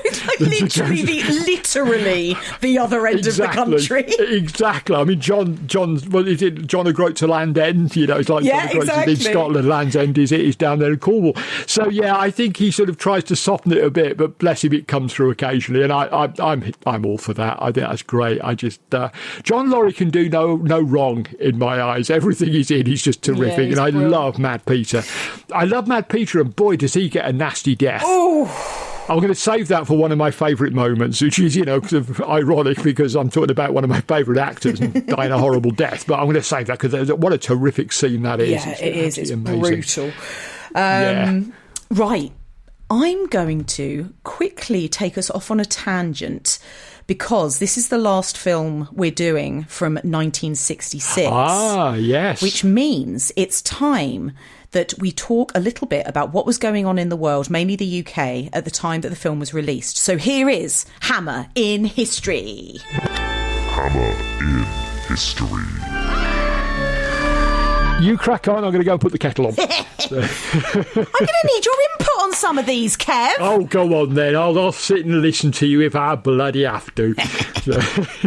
But I tell you what, I am actually going to rattle through, because 1966 was chocker, absolutely chocker with news. Yeah. And we've already talked about the Reptile for ages and ages, so I'm going to rattle through them. So don't feel that you have to, chime in on all of it, because you may not have anything to say. Okay. Oh, no, you said that. I'm going to have something to say on every single subject. Every single point. I'm a man of a certain age. I've got something to say about everything, even when I don't know what I'm talking about. Carry on. Okay. In the news, Prime Minister Harold Wilson called a snap general election, which the Labour Party then won in a landslide majority of 96 seats. He basically called it because between the previous election about 18 months earlier and this one, they'd lost a load of by-elections, and so were absolutely hanging on by the skin of their teeth. But luckily the gamble paid off, luckily for Wilson, and Labour won and stayed in power. There was a lot of unrest going on around the world, particularly in Rhodesia. The country was in crisis after its white minority government declared independence from Britain the previous year. And in 1966, Britain is basically refusing to recognise the regime, but then gets itself in trouble with other African nations because Britain is determined to kind of use kind of economic or diplomatic pressure rather than military intervention.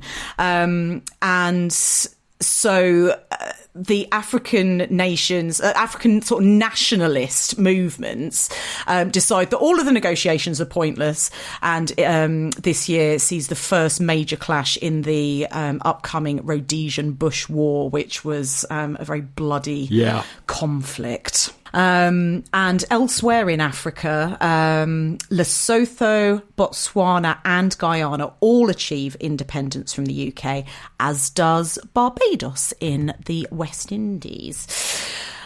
Closer to home, Longleat Safari Park opens, the first drive-through safari park outside of Africa. Been to Longleat, Kev? I went there as a kid, yes. There was a big Doctor Who convention there, which of course I missed. But as a kid, I went there and I was terrified by the ape enclosure. Yeah, fair. It scared the life out of me. Had you seen The Omen by that point, which I know is filmed at Windsor rather than Longleat? But I had a bit of a cold sweat when it came to that scene, probably more so than anything else going on in the film. Much as I love it, it wasn't the Antichrist that worried me. It was the bloody apes. The baboon. I love apes. I love them. But when they were jumping all over my dad's car and ripping windscreen wipers off and all the rest of it, it was quite scary.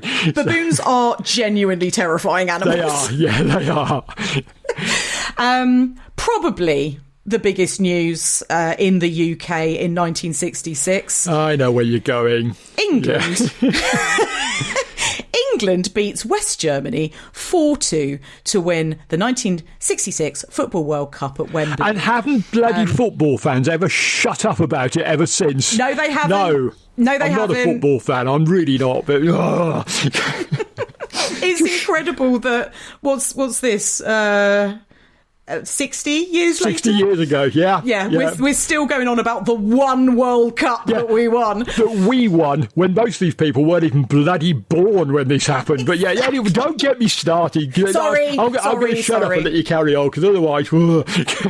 Interestingly, though, the match attracted an all-time record UK television audience of more than 32 million viewers. Yeah, well, fair play. Elsewhere... I think I was probably one of them. I was only 4, but I think I was probably one of them. Well, but again, as you were saying earlier, Kev, it's not like you had a lot of choice, right?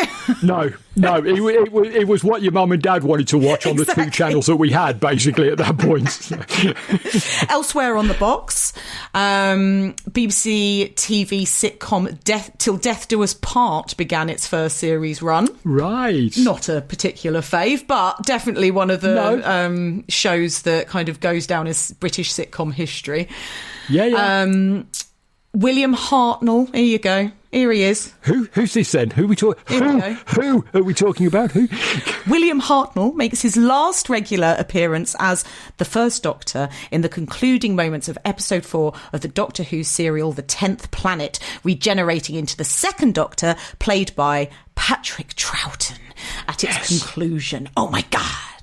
And there are some people out there who will tell you the programme never recovered. Are you one of those people? But then they say that about every... Oh, God, no.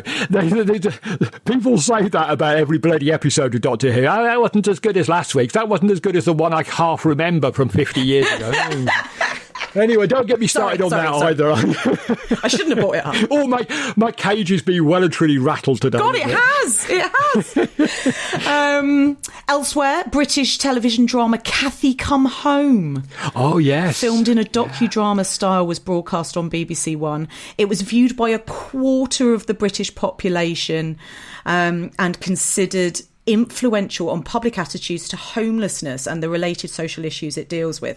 Now, we talk, or we mention, sort of things like kitchen sink dramas and stuff quite a lot when we're talking, in the Hammer context. Yeah. And obviously this one sort of looms pretty large, but that docudrama style is still pretty groundbreaking today, to be honest. It was an incredible piece of work. And it was that programme that prompted them to form Shelter, which are still going today, which are still helping homeless people. Was it really? Yep, it was the outcry over Cathy Come Home because people didn't realise that was going on. They didn't realise the extent to how it was going on. So, yeah, people saw that and they set up Shelter.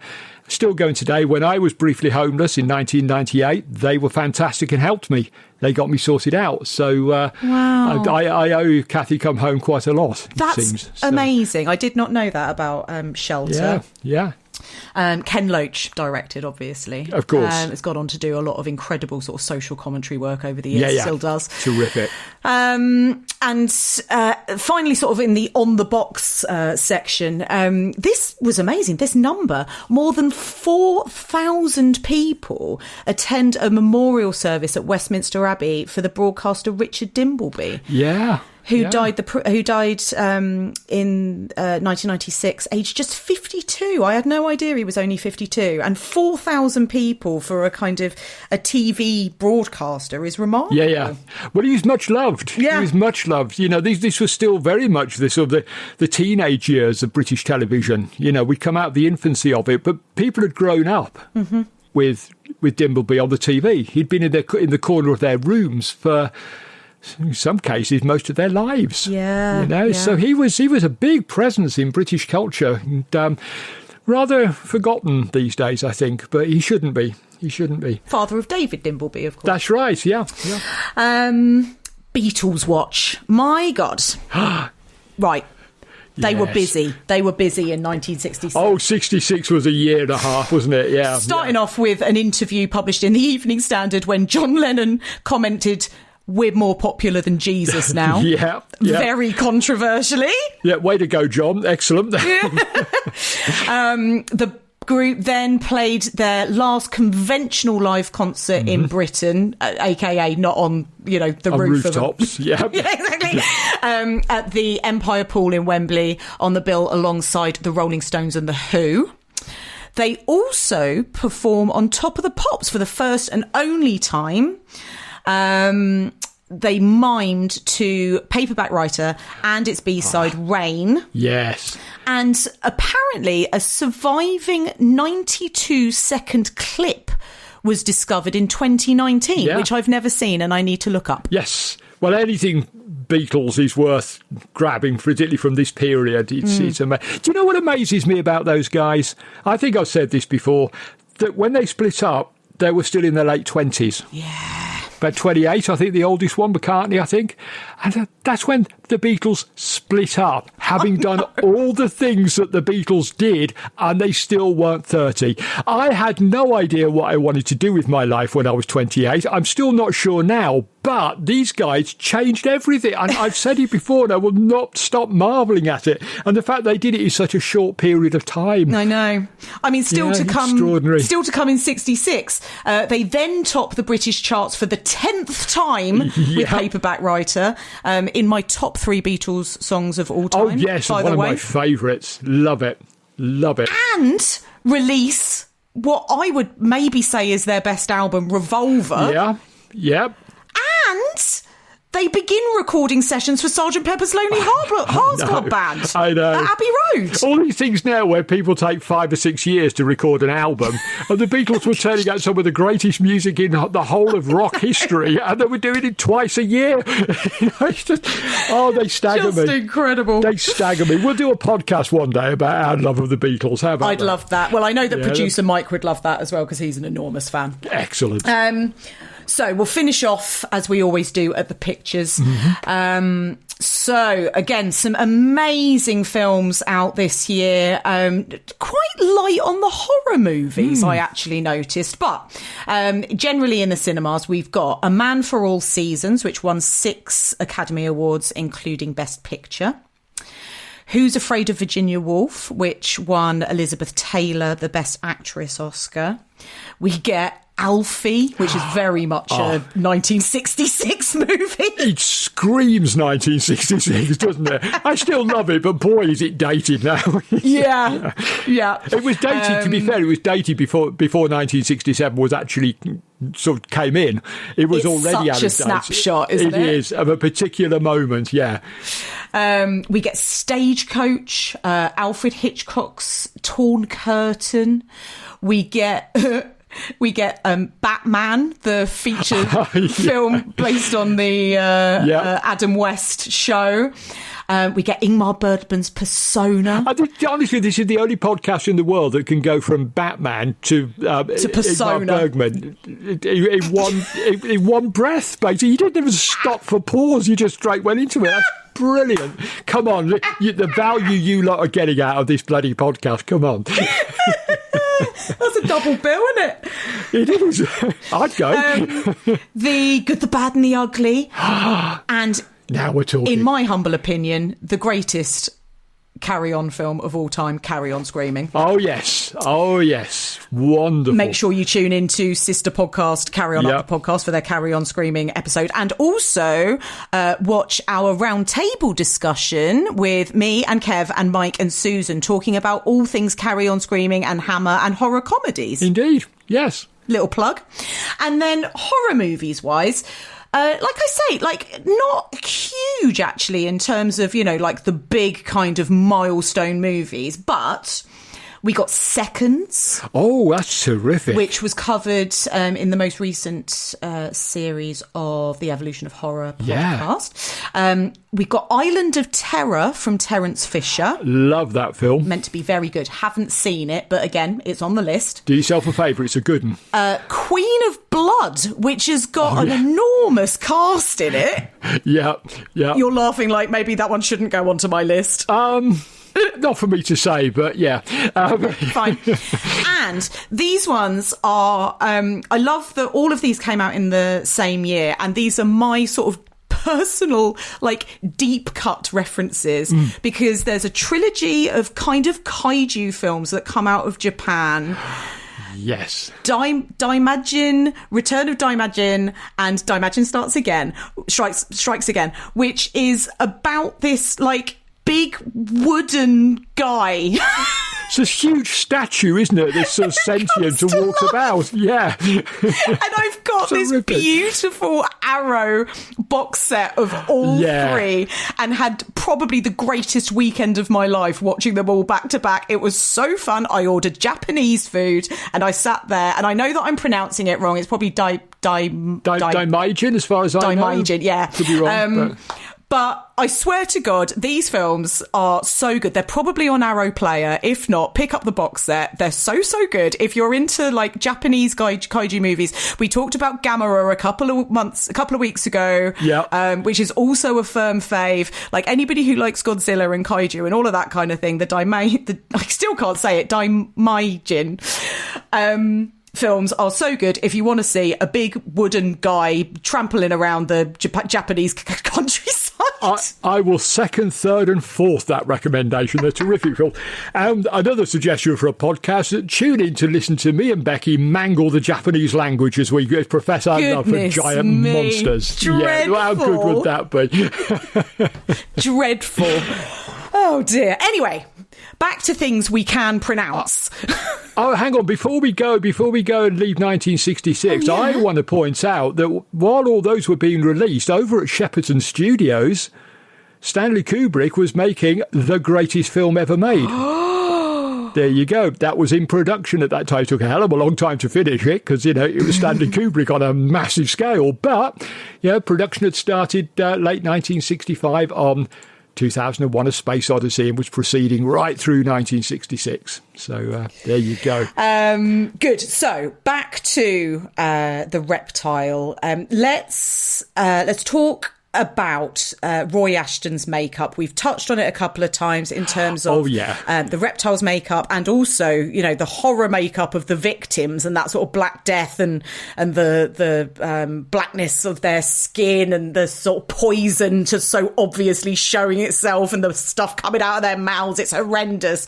You've said, Kev, that you know, there was sort of quite a low budget on this, and maybe there was supposed to be more reptiles potentially because of, you know, the title, the early title of the film. I am going to stand up and say I think the makeup in this is brilliant, and I really love the reptile makeup. I think what it is, you know, is in the film itself, it's brilliantly used. Gilling doesn't linger on it. She's often hiding in shadows. It's really only at the very end, literally just before she dies, that we get longer held shots of her. Yeah, it's so good in the makeup. But when you see like these sort of just shots of her fast moving out of the shadows to bite someone, those are really effective. They're really, really creepy. Yeah, it's like, you know, a lot of the reputation for it not being very good does come from the stills. where you can sit there and stare as at you them say, for half an hour. scrutinise it a bit more closely. Exactly. And they were never meant for that. Although Hammer sort of shot themselves in the foot by using that image the whole bloody time. They just, like I said, it was on every magazine cover going at the time. Yeah. But I think you're right. I think it's a really nice makeup. I think it's really, really good. And I think the Black Death look is, it's horrific. It's as nasty as anything Hammer had done at this point. Yeah.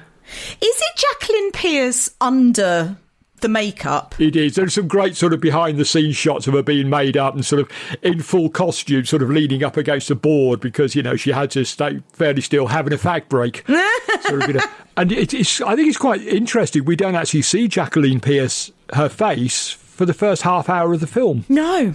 We see her in the makeup, but we don't get to see human Anna for a very long time in this film. And in fact, human Anna isn't in it a huge amount. She's not. Like 3 or 4 scenes, I would say. But she makes an impact. She does, yeah. But I think as well, Jacqueline Pearce makes a terrific impact as the Reptile. There's a towards the end, she got this sort of flicking tongue thing going on, like a snake. Yeah. When she's squaring off to Valerie just before, it all goes horribly wrong. Her tongue is sort of flickering like a snake.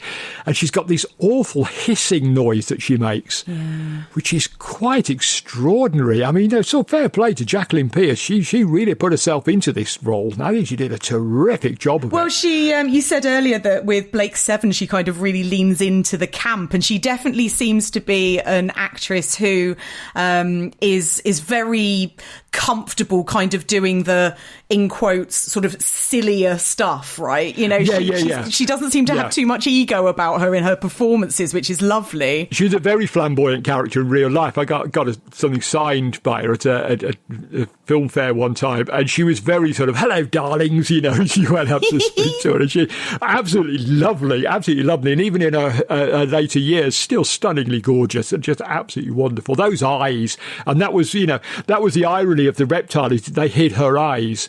But then when we see Anna's eyes full of sadness and defiance, remorse and defiance and confusion and all those other things that Jacqueline Pearce brought to the role, it actually sort of made you realise just how good she was. Yeah. But I'm not taking anything away from Roy Ashton's makeup. Absolutely extraordinary. I'm with you. I think it's a terrific makeup. Yeah, I really like it.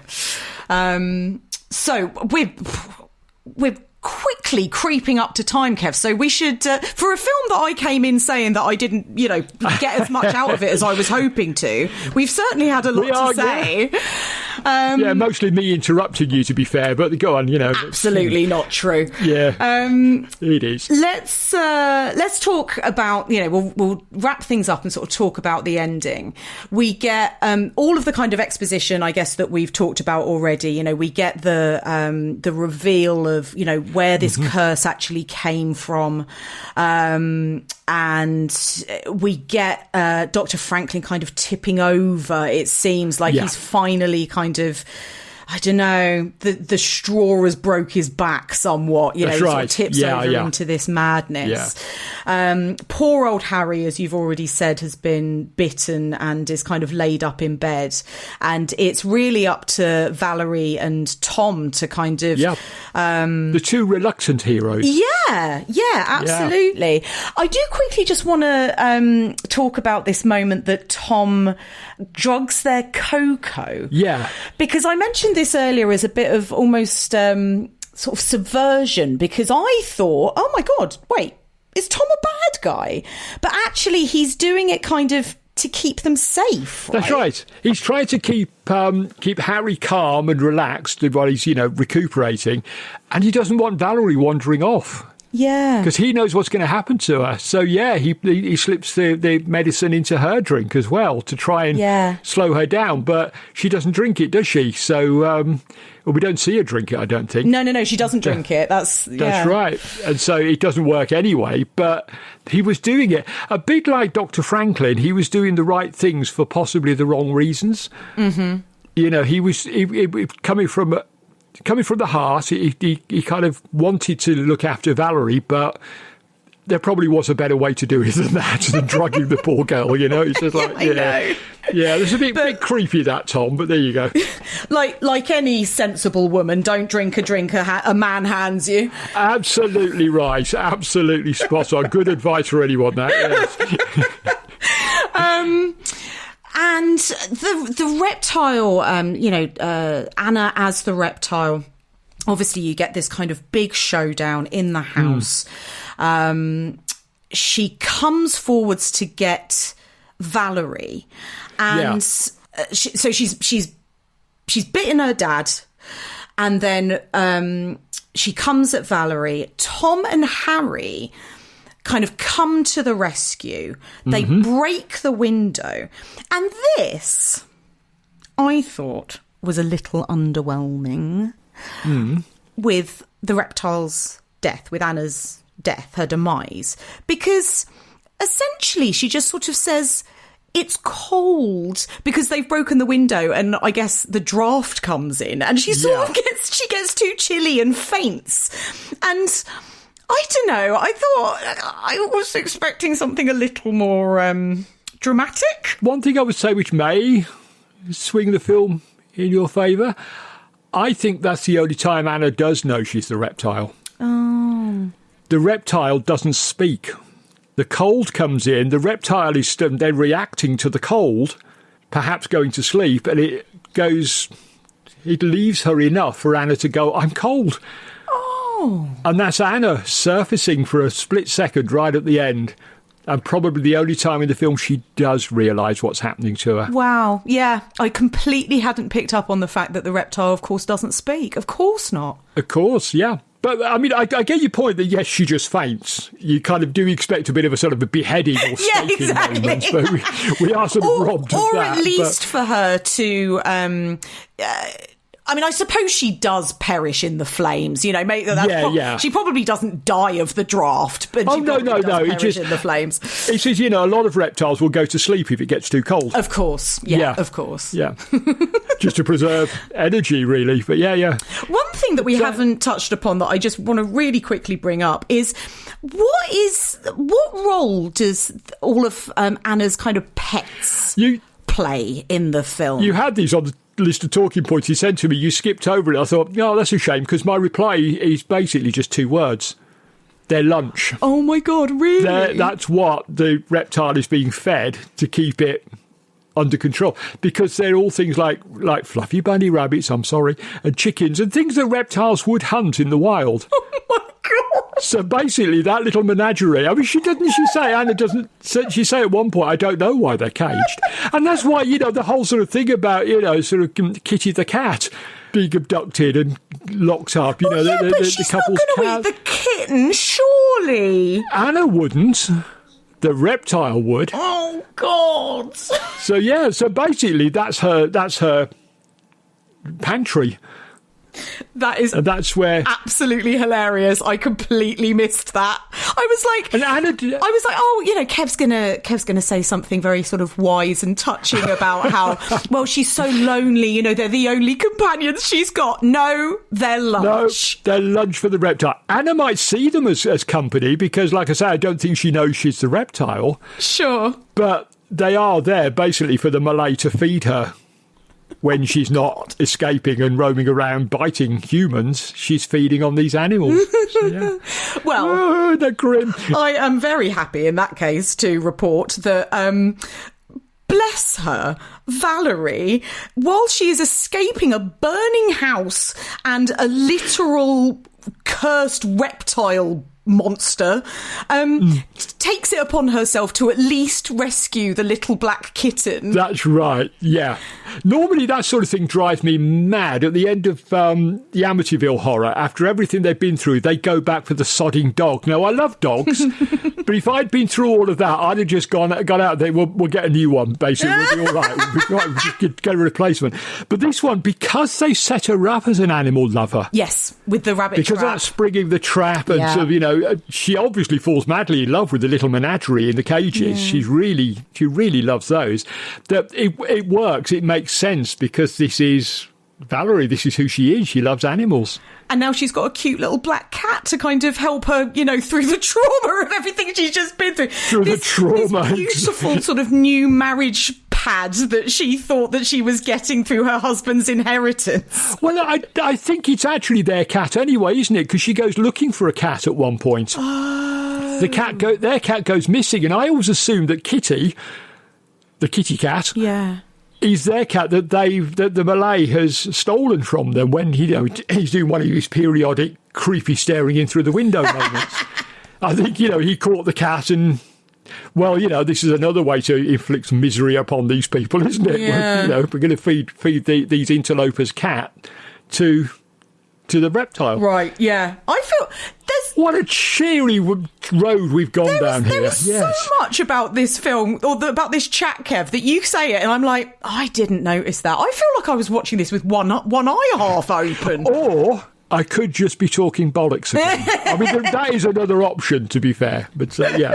It could be a little from column A and a little from column B, to be honest. We don't know. Absolutely, yeah. And then I hope that nobody's put their bingo cards away, because perfect hammer ending. Yeah. The house goes up in flames, and Valerie, Harry and Tom and the kitty, stand outside and watch it burn. Credits. We also get, for bonus bingo points, we get a very handy sulphur pit into which the Malays thrown at one point. Because actually, I'm not quite sure why this nice country house has got a bloody sulphur pit under there. Presumably the heat is there to keep the reptile warm. I don't know. But it's never really explained why there seems to be a natural sulphur pit under a house in Cornwall. Is sulphur a thing? Bubbling away in the basement. But it's just, it's basically, it's there for a purpose, and the purpose is to kill the Malay. Yes. We'll throw the Malay in there at one point and be done with, And as usual with these nefarious blokes, couldn't happen to a nicer guy. Get him in absolutely, there. Yes. Absolutely. Yeah, stop kidnapping kittens and feeding them to cursed women. Exactly. Dr. Franklin, I kind of feel a bit sorry for him. The Malay, yeah, me too. I feel bad that your religion was impugned and all the rest of it, but come on. A little bit of perspective here, mate. It's just like, don't curse poor innocent young women to turn into reptiles, and they feed them cats. You're a horrible man. Whoa. Okay, let's go through some favourite moments. Kev, you start. Peter suddenly appearing at the window with the Black Death. Yeah. There's a terrific shot of they're in the house, and suddenly that bang at the window, and they look, and there's Peter's face contorted behind the glass with him starting to turn already. That's a terrific moment. You were talking earlier about sort of jump scares, and that is a decent jump scare. It really got me. That's an absolute doozy, that one. I love the exhumation of Harry's brother during a torrential downpour.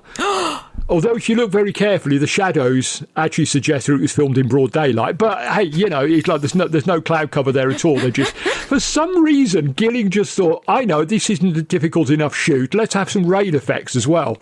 But it is terrific. It's a beautifully shot scene. It is. Michael Ripper gets one of the best lines of the film after he's dug the body up, and he goes, "Sorry, old lad, I won't disturb you again." Oh.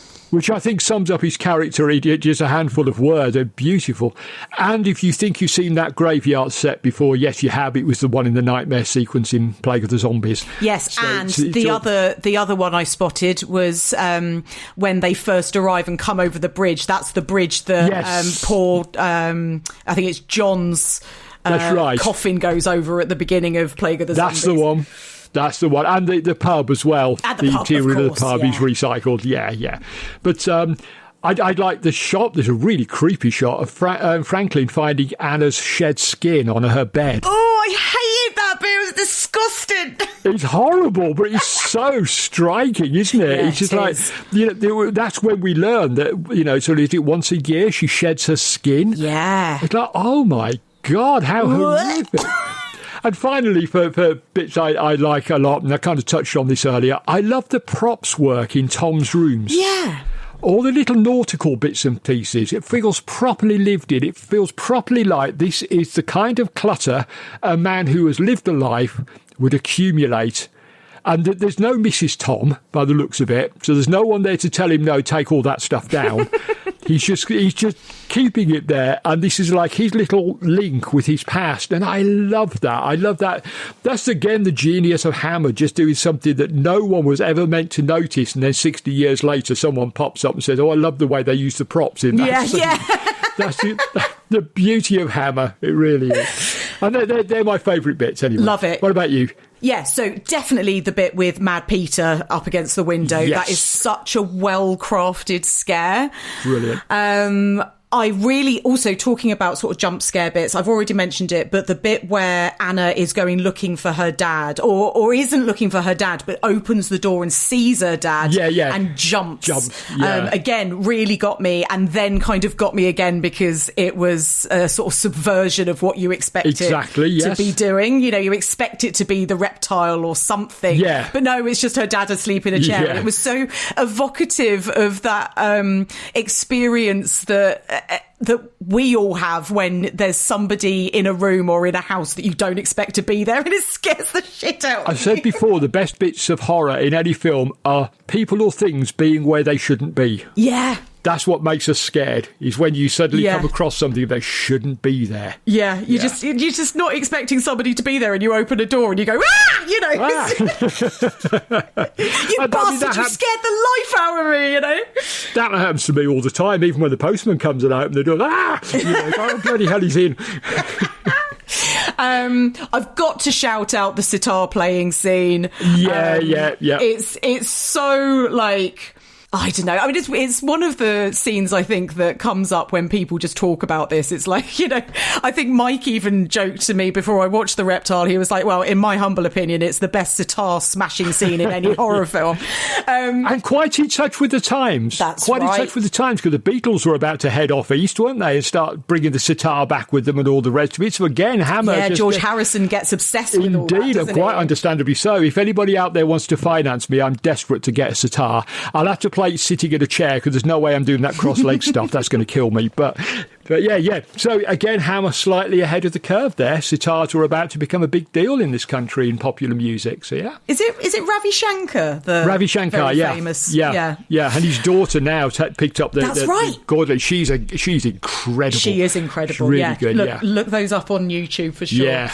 And finally, it's that moment when Dr. Franklin goes down into the cellar and he pulls back the blanket or the kind of the rug that Anna is asleep under. And I know that we've said, you know, that sometimes when the reptile's makeup is kind of in full view, like people might find it a little less effective. But as somebody who actually really loves it, I just thought that was such a striking moment. There's something about his movement of pulling it back and her just being asleep underneath. Terrific. That was an amazing shot. Great choices. They're really good. Really good. Thanks. And I think for the first time, that's mostly us having difference. Yeah. Thing. For a film where we're saying, oh, there's no big set pieces like Plague of the Zombies, we've found an awful lot of small pieces in there we liked, Well, I am going to say that one of my favourite things has happened while we've been recording this, because I'm coming out the end of this conversation feeling warmer towards... warmer. Great. My reptilian chill. Your cold blood has been warmed up. Has been warmed by this chat. So obviously this was on the double bill with Rasputin. That's Rasputin, that's right, yeah. And again, at the risk of rattling the cages of people who love Dracula, Prince of Darkness, I have to say that I do prefer the B movies for both of these double bills. I think I prefer Plague and I prefer The Reptile. I like this as much as I liked Rasputin. Right. I'd say that currently they're pretty much on par. But as we say... Yeah, but that's only because you've got the hots for Christopher Lee. Come on. Look. Oh, she's got all funny again. I think one of the reasons I maybe was a little underwhelmed by The Reptile is just because it wasn't anywhere near horny enough. Oh, dear God. I mean, do you see what I have to put up with, listeners? Really? Honestly? You know? Good God. So come on, Kev. Where does The Reptile rank for you? OK, well, I'm going to put it upper. Definitely upper. I think it's just nudging elite. But I don't think it's as good as Plague of the Zombies. OK. So I can't put it there, but I think it's very high upper for me. Okay. I'm also going to put it upper, but I'm going to put it down the other end. I'm going to put it lower upper. Cool. For now. Yep. But yeah, I will endeavour to give it another watch before we do our final rankings. That would be nice. I know that it's an esteemed one. Yes. And as I say, you've pointed out a lot of bits during this chat that I feel like I maybe didn't pick up on, so I'm going to give it another watch. And you'll come back in 6 months' time and say, Kev, what the hell were you talking about? That didn't happen at all. You're hallucinating, man. What's the matter with you? I know you aged a year between the two bloody films, last week's and this week's, but come on. Get yourself together, you senile old fool.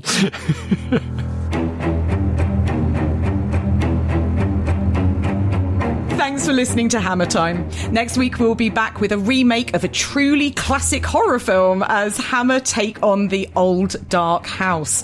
If you're watching along, you can find it on Blu-ray from Indicator. To check out the full list of movies we'll be covering throughout the podcast, head to evolutionofhorror.com/hammer. We'd love to hear from you, so please send us questions or comments for upcoming mailbag episodes.